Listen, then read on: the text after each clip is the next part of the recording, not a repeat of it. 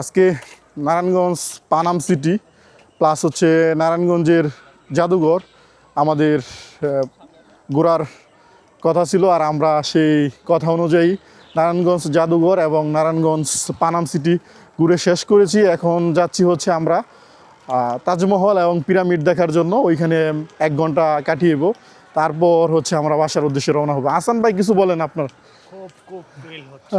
আচ্ছা, আপনার মানে হেঁটে উনি একটু ক্লান্ত, বাট মানে অনুভূতিটা খুব চমৎকার ছিল।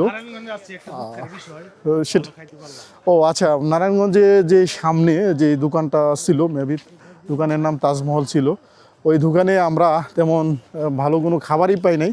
জাস্ট আমরা যে খাবার খেয়েছি তা মানসম্মত ছিল না। খুব দুঃখজনক, এটা নিয়ে ভাই খুবই আপসেট, কারণ এরকম একটি কমার্শিয়াল এলাকায় ভালো মানের হোটেল এবং পর্যটক এলাকা মূলত আমরা হয়তো জানি না। আমি গতদিন চ্যাটজিপিটিকে জিজ্ঞাসা করছিলাম, তো ও আমাকে একটা আপনার হোটেল সাজেস্ট করছিল, বাট ওই হোটেলে আমার যাওয়া হয় নাই। এখন আমরা এই বিকেলের প্রকৃতির মধ্যে দিয়ে হেঁটে হেঁটে বের হয়ে যাওয়ার চেষ্টা করতেছি, কারণ আমাদের ওইখানে 5টার মধ্যে পৌঁছাতে হবে।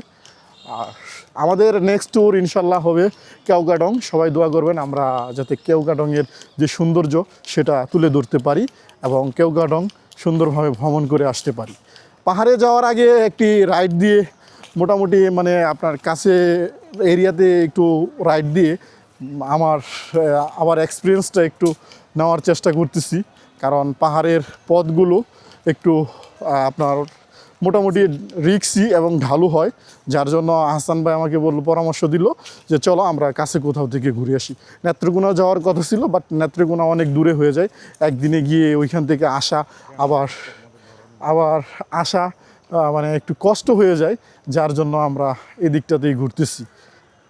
তো সবাই ভালো থাকবেন, নেক্সট কোনো ব্লগে আবার দেখা হচ্ছে ইনশাল্লাহ।